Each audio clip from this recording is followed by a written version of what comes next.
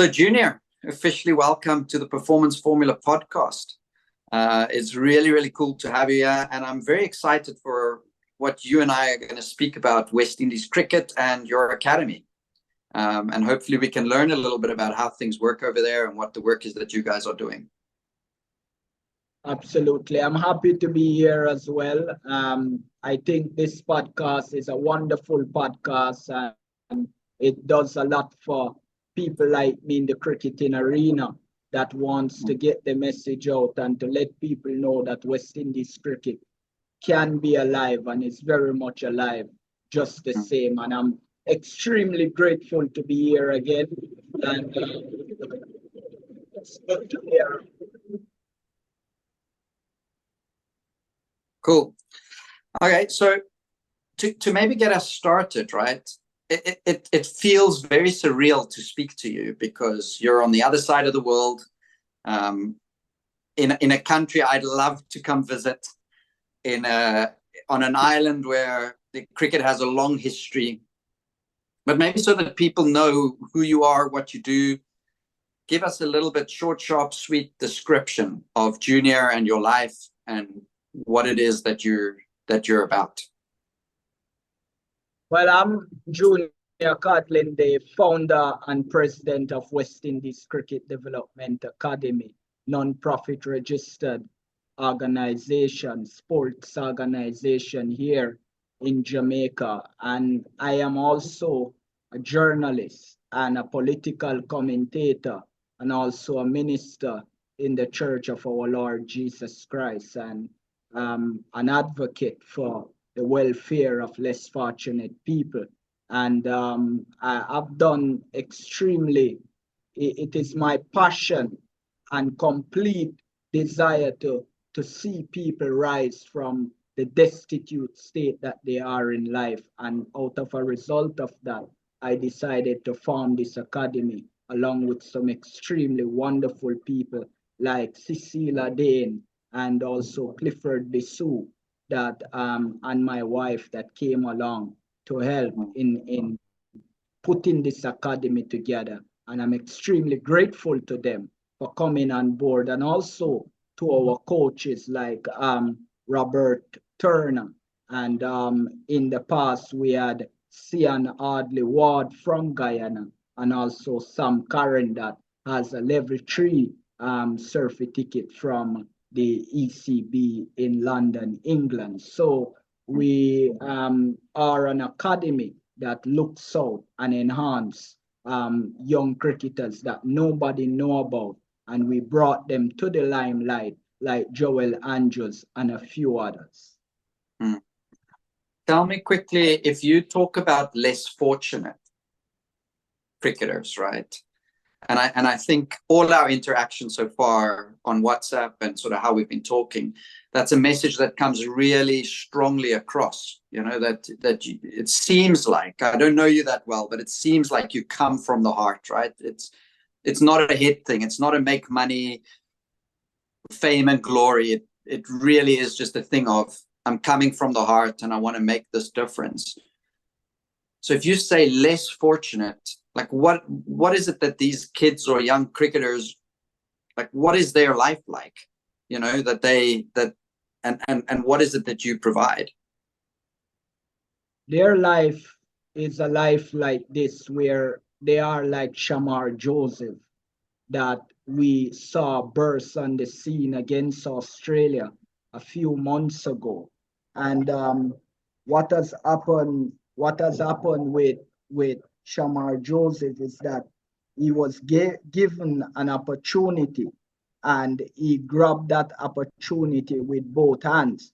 But the point is, why we talk about less fortunate cricketers is that some of our better cricketers are in the country areas and they are not able to go into Kingston. I'm a bit distracted because I was getting a call. They are in the country areas, and they are not able to come into Kingston to do training. And because of that, the world doesn't get to see them. So the JCA doesn't have the mechanism in place to bring these players that are up in the rural areas. For example, we have in Jamaica a parish named Manchester. We have Clarendon that my academy is located in.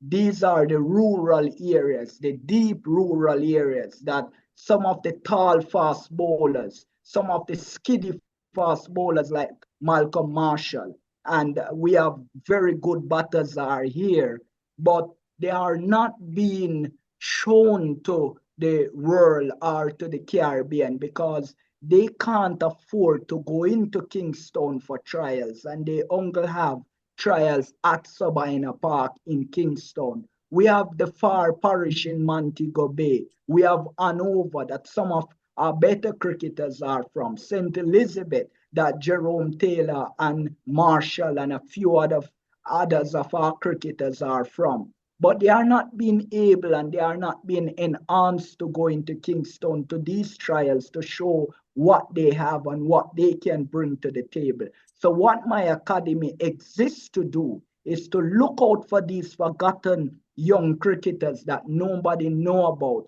and bring them. We are hoping to raise funds so we can pay their bus fare and so we can think about nutrition for them. And also we can lobby for ball to help them to be better. Shamar Joseph was way in a country, in a rural area in Guyana. Somebody gave him an opportunity to come into Georgetown. He went to trial and look at what he had done to Australia. If we get the help here at the Development Academy so we can reach more players like Shamar Joseph, then we would be doing the world of cricket, a world of good, and also we would be helping to enhance West Indies cricket.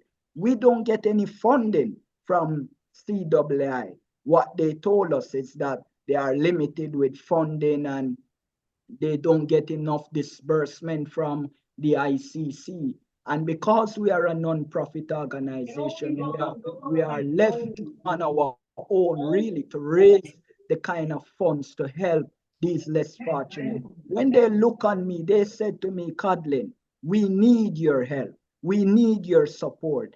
And out of that, we have had Joel Andrews from Antigua because of our intervention and people on the ground that we have spoken to and was able to bring him into Georgetown. And he came to South Africa a few months ago and played in the Under-19 World Cup and was one of the top batters there. We also have Adrian Weir that come down from the rural part of Clarendon here that we have helped to move to the top and to be recognized by the Jamaica Cricket Board and was picked to go on that same Under-19 World Cup there in South Africa. We have in the British Virgin Islands, we have Amari Hines that is playing in the Peter Hancock competition and doing extremely well, representing Jamaica over there in that competition. So we have already started to produce players that can represent West Indies at the age group level,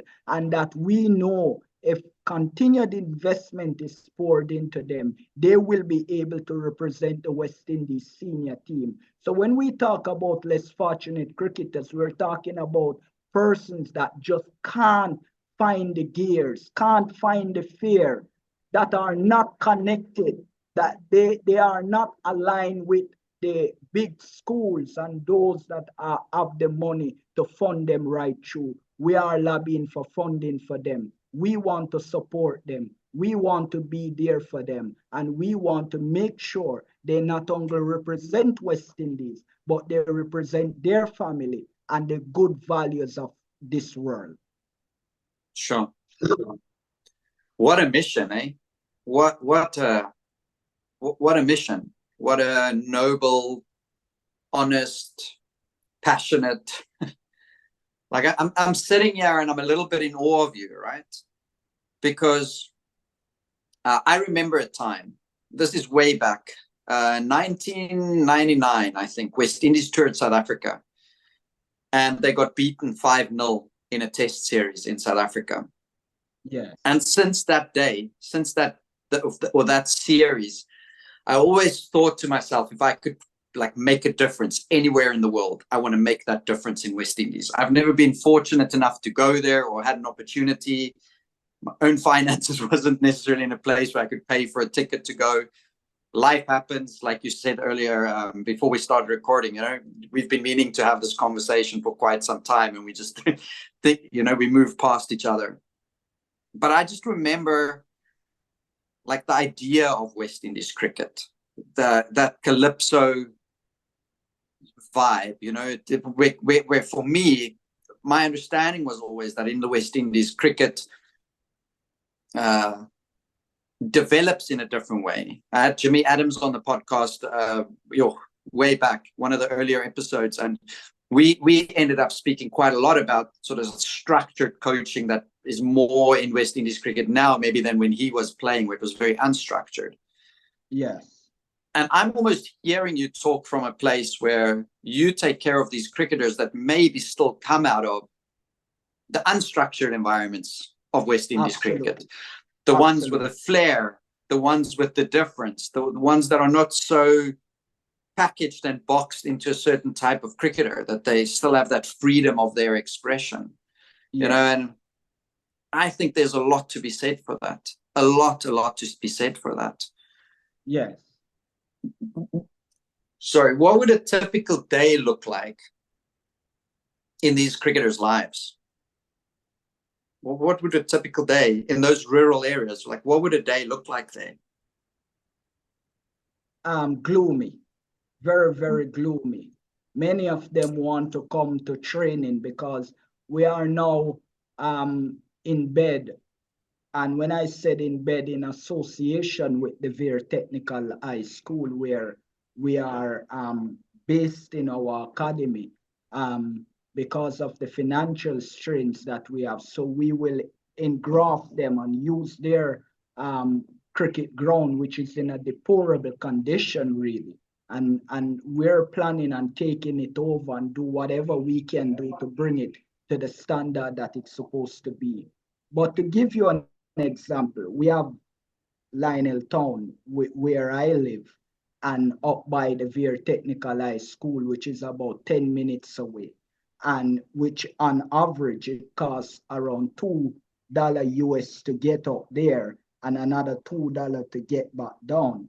And some of our cricketers just can't find the finance to do it because their mother have to look on, do I send my child to training or do I buy food for him to eat?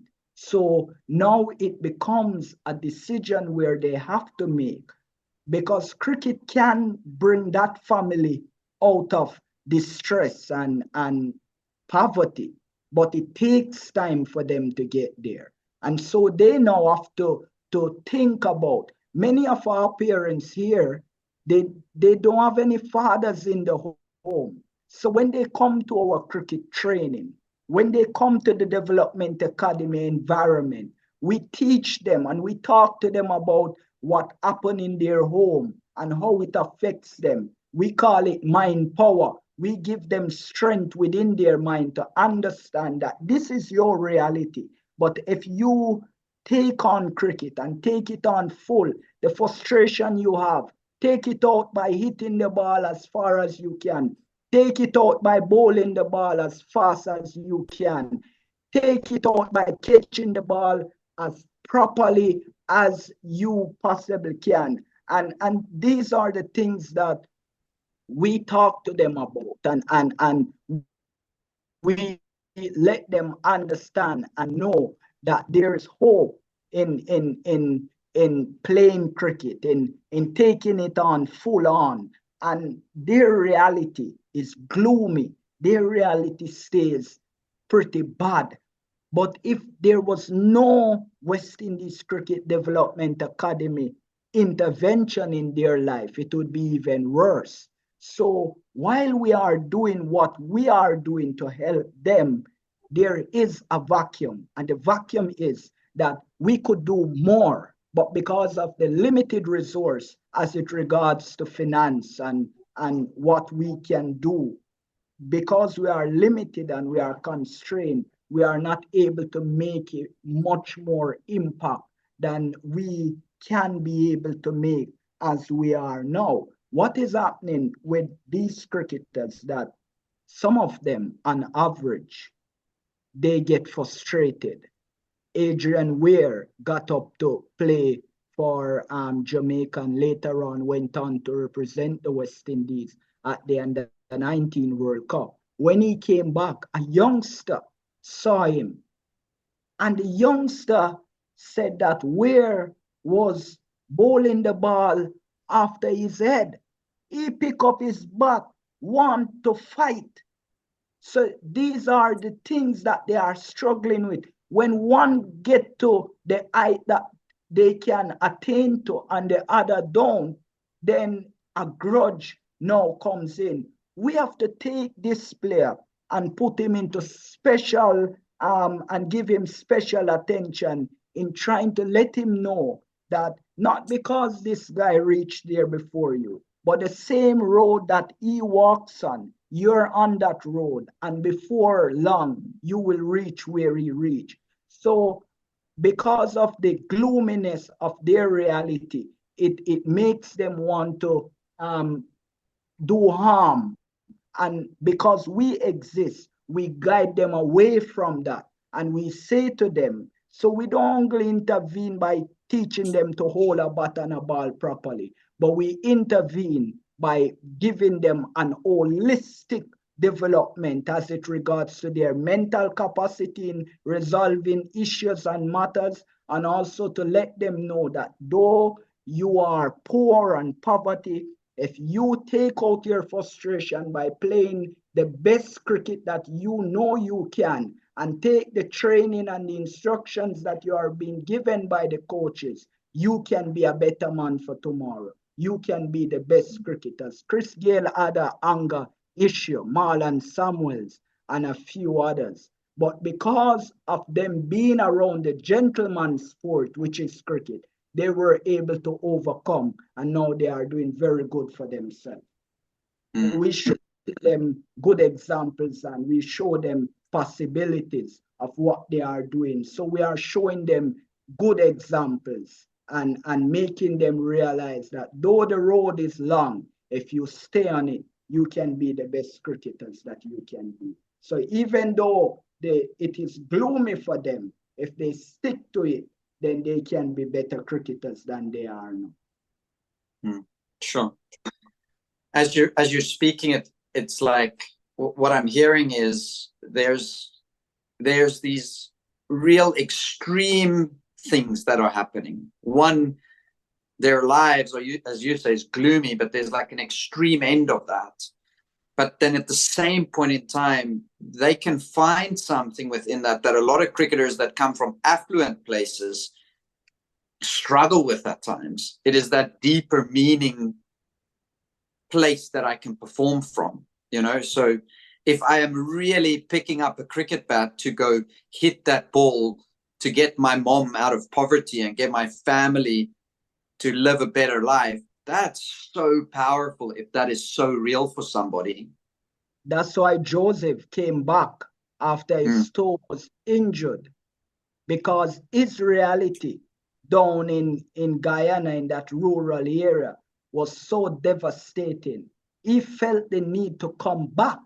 And because of the realities that is behind him, and he is now seeing an opportunity which he knows once he sees it, his life will be better. And he came back and bowl with vigor and take down the mighty Australian.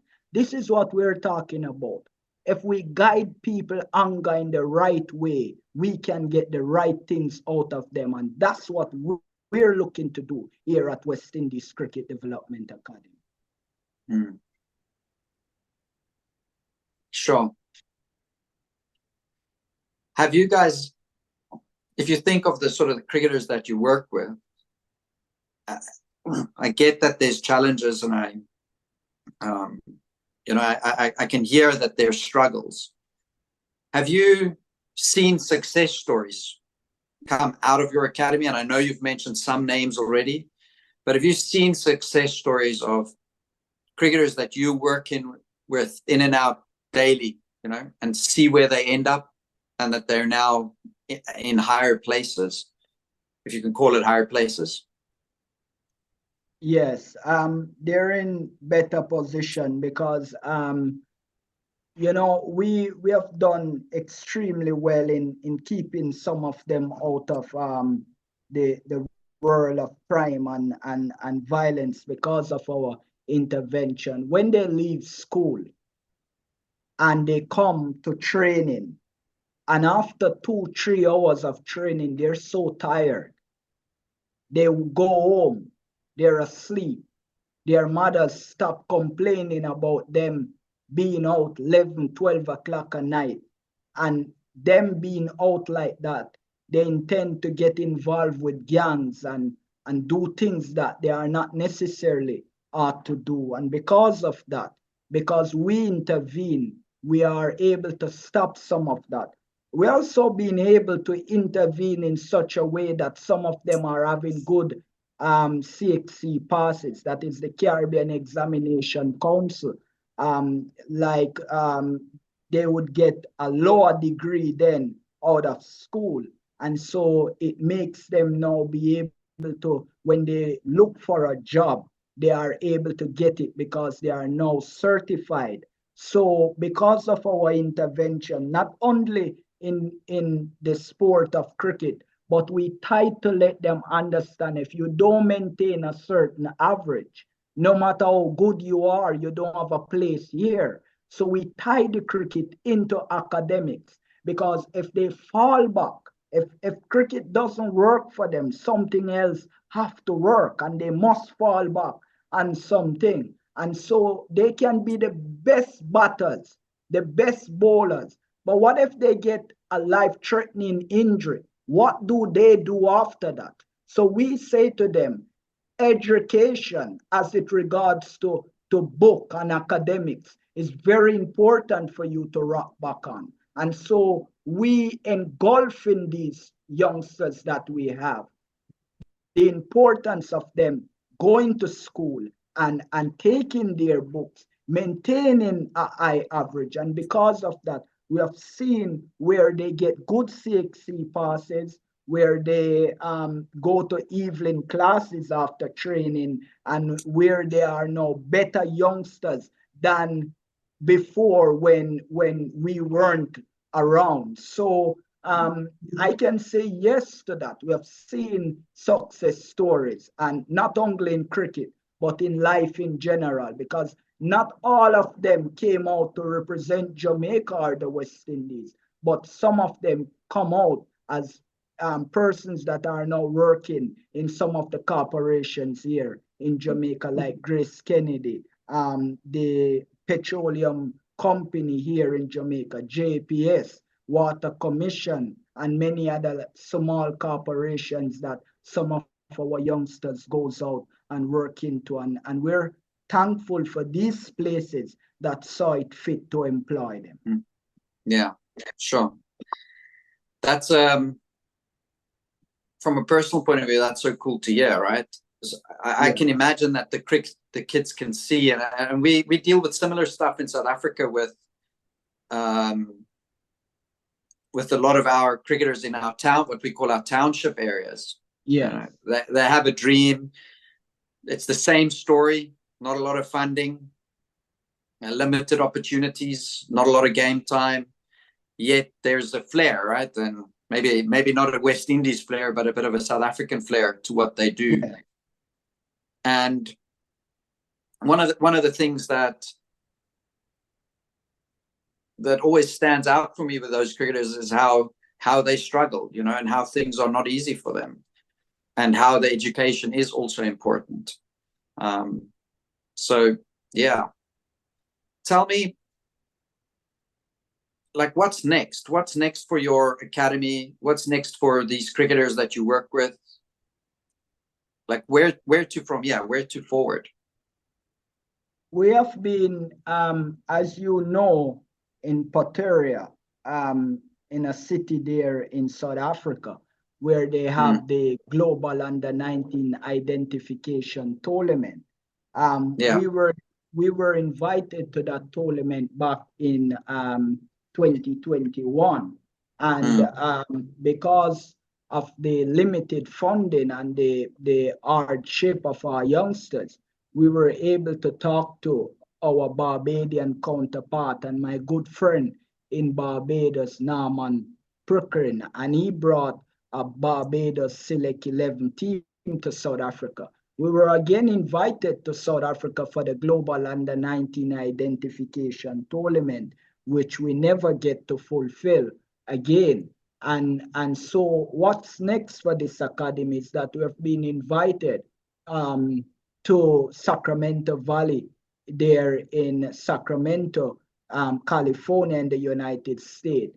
And we also been invited to New Jersey to play a few T20s and 40 over ODI games in both of these cities. We're also being invited to India to come and play some bilateral games over there. But to fulfill all these obligations and developmental tour for our youngsters, we are greatly in need of funding to be able to fulfill these. We also are greatly in need of gears as it concerns thigh pads and seat guards and wristband and gloves, bats, ball, to be able to, as we are having tryouts, to be able to, furnish these players with these important equipments, and so they can be able to contribute in the way that they ought to contribute. So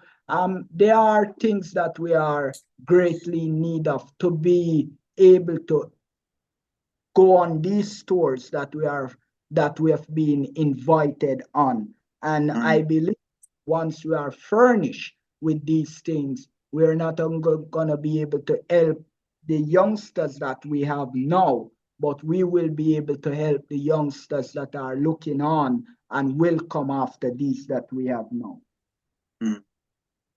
How would, if anybody's listening to this, right, and it's pressed on their heart to say, hey, here's an organization or an idea or a concept that we can support, how would they do that?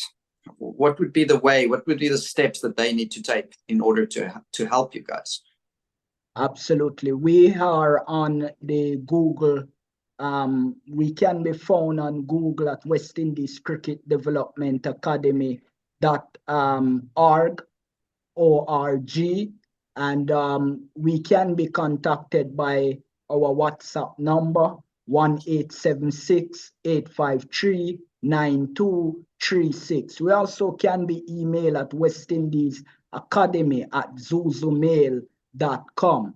And we also are on Facebook, and so you just type West Indies Cricket Development Academy and we will pop up on Facebook. And we also are on YouTube, where you can type West Indies Cricket Development Academy, and we are there also. So we also are on the PayPal app, where you just type West Indies Academy and you will see us pop up there. So we are accessible by these, and as I said before, that our email address is at West Indies Cricket Academy @zuzumail.com, and our telephone number 1-876-853-9236. You could contact us via those means, and we will be happy to furnish you with information on how to help us here at West Indies Cricket Development Academy. And if you would allow me just to mention some of our players' name here that we have here at the Development Academy. And some of the players are in Jamaica and in the rest of the Caribbean. And so we have Dante Delan, we have Adrian Ware, Shaquana Thomas, Dare Wayne Dyer, Justin Walters, Orlando Lawson, Atwan Powell. We also have Roshan Lewis, Henry Franklin, Ronaldo Illox, Javan Richardson. We also have Elron Glasgow, Dexter Barnes, Ethan Gibson. We also have Matthew Miller, Tenancy Francis, Micah Mackenzie, Ozano Andrew Gerano Williams. We also have Abadullah Cambridge and Jordan Simmons. And we have from Guyana, Jonathan Ram Prasad that represent Guyana in the 4-day championship some time ago. And these are players that we have daily and weekly interaction with via Zoom and also on a personal base where our coaches instruct them and help them to be the best cricketers that they can be. So the West Indies Cricket Development Academy is doing its endeavor best to impact. And all of these players' names that I call and mention, they are players that nobody know about, but we brought them into the limelight. And we did it because we love West Indies cricket. We love world cricket. And we feel that once we intervene at the grassroots level, then these cricketers can be the best cricketers that they can be in the world and also here in Jamaica and in the Caribbean. Sure. Again, I'm just like overawed with your passion and your enthusiasm. I really hope that through this podcast that you get some support, and that, you know, the fact that you and I can speak, and you can speak your passion, and you can speak your intentions, that sort of the world recognizes and realizes the things that you guys are trying to do there and what you're attempting and the difference that you're trying to make, and that they can see that, they can see that, and that they can feel that, and that, you know, the ones that can do. Yeah. Absolutely. And it comes out of a personal, you know, I came up, my friend, I came up without a father, without basic opportunity and things to uplift myself in life. And where I reach it because I made up my mind that I must achieve something. Now, if I had the help, I would be better. And so these youngsters, if they have my help and the help of the listeners of this podcast, then they will be best and better than they are today. We're not only doing good for West Indies cricket, we're doing good for the world, because anywhere in the world you go, you might buck up on one of these that you help, and they might be there to stretch out their hands to help you in your time of need. And that's why I do my endeavor best to impact the lives that I am trying to impact, because I know if I do it, I can make a better world for my children that are coming. And I can make a better world for those that are listening, children that are coming. We need to look far and beyond and make our world better than it is today. And we're only trying to do it through cricket. We chose cricket as a vehicle to help these youngsters. And that's simply what we are doing. We love the sport. We want the sport to flourish, but we also love the persons that make the sport what it is today. And the youngsters, Michael Holden, Jeffrey Dudgeon, and Clive Lyde, and many of these cricketers, they went to England and play, and it helped them to be world beaters. That's why we talk about sending our players on tours, because it makes them see other players, how they carry themselves, And when they look on them, they see how groomed they are, how disciplined they are. So they take back these principles and these values back to their home. They implement it in and around their community. And it enables them to come up to the mark now and to be the best cricketers that they can be. We expose them to world-class training facility when we bring them out to the state, to India, to South Africa, to England, and to many of these developed countries. Because we believe once they are exposed, then they can fulfill that deep-rooted vision that they have for themselves. Because when they look on other youngsters and see what they achieve, they're going to say, I can achieve this too. And when they get to talk to these players, they can draw from them their experience there, and then they now put it into their own experience and be better. So we're not only looking to intervene here at home, but we want to take them outside the country and make them to look on other youngsters and learn and draw from them and help them to be the best cricketers that they can be.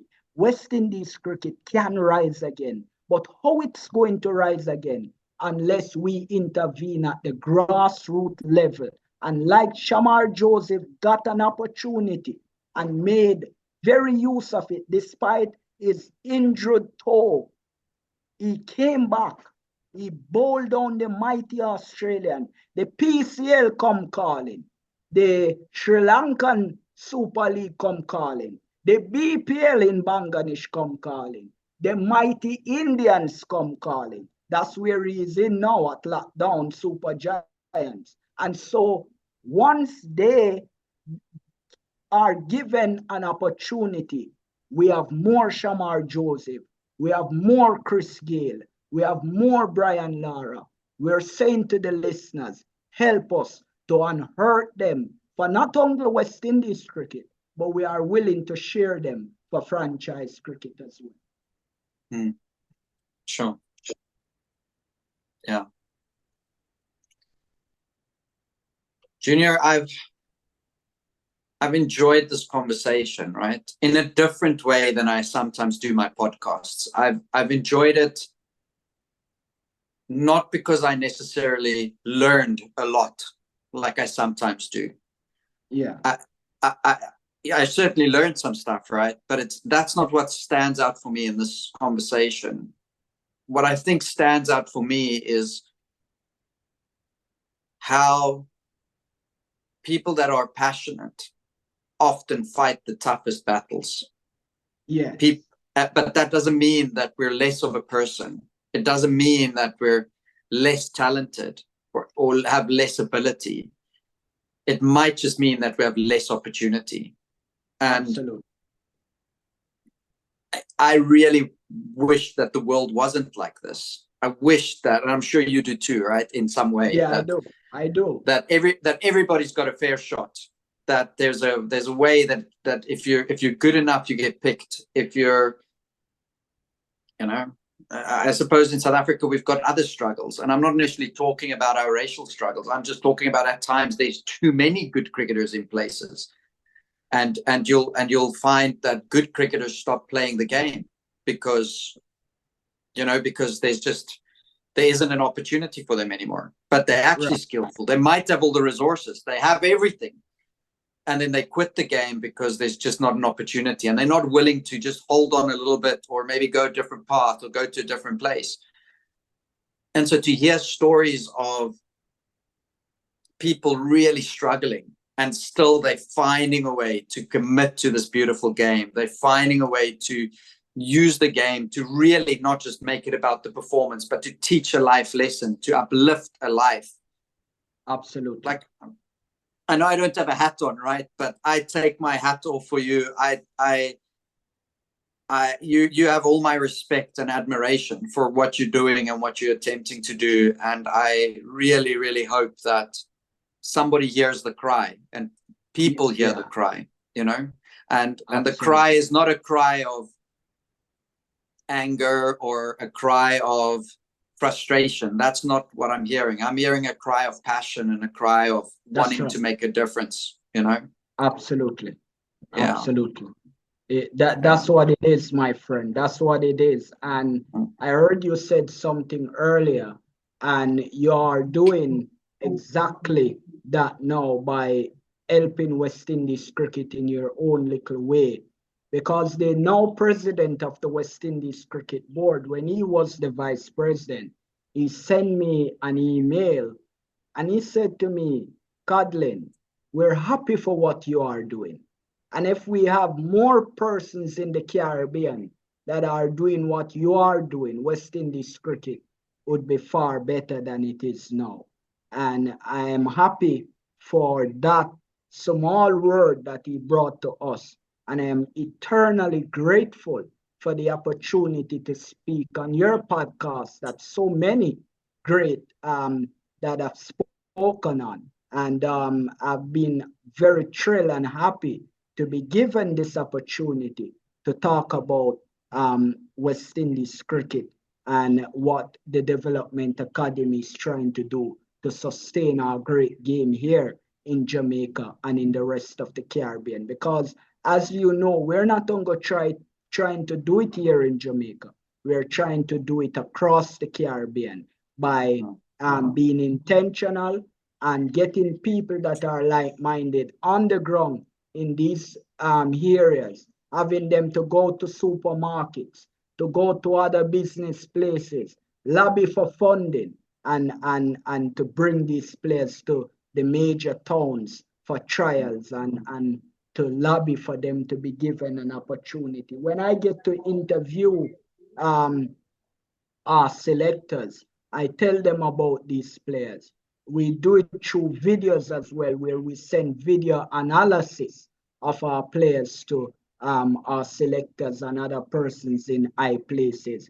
And we're just doing our best to market them and for persons to see how good they are. And once again, I'm eternally grateful for this opportunity to speak on your podcast that I think a lot of listeners listen to. I'm just saying to these listeners, whatever you can do, whatever little you can give, whoever you can talk to, whatever gears you have, whatever finance you have, whatever opportunities you have, just about anything that you can give. It doesn't always have to be money, but anything that you can give to enable us to continue to make a difference in these youngsters' life, please do it.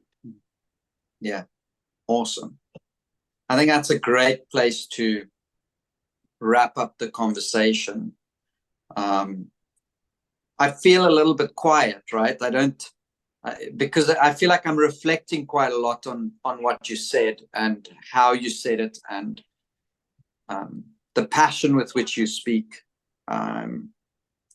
Yeah, like I said, thank you. Thank you for the work that you're doing, and thank you for, in spite of all your challenges, that you soldier on. And you contacted me and said, I want to come speak on your podcast, and I appreciate that. At times I struggle to get guests, and so I'm hoping that our time spent here has been worthwhile.